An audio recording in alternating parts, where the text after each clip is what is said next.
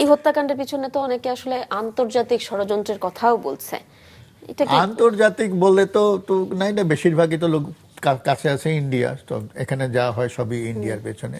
তো এটাও মানে মানে কোনো সম্ভাবনায় উড়িয়ে দেওয়া যায় না।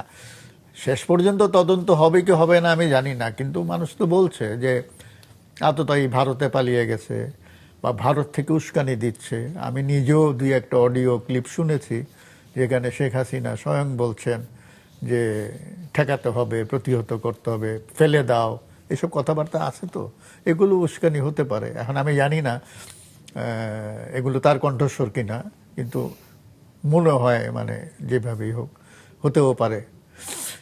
তো আওয়ামী লীগের মতন একটা দল এইভাবে মানে লেজে গোবরে হয়ে পালাবে, তারা যে এই যে তাদের এই যে এত বড় একটা তালুকের দখলদারি সহজে ছেড়ে দেবে, এটা তো মনে করার কোনো কারণ নাই। তো তাদের একটা তৎপরতা থাকতে পারে, তো বিভিন্নমুখী তৎপরতা আছে, কিন্তু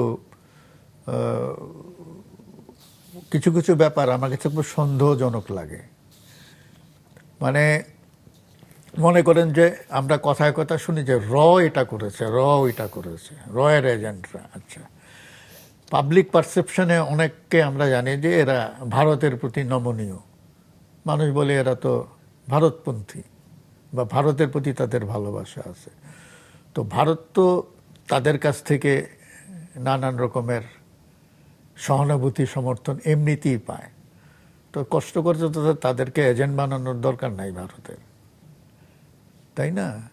ভারত তাকেই এজেন্ট বানাবে, চর তৈরি করবে, যাকে মানুষ সন্দেহ করবে না।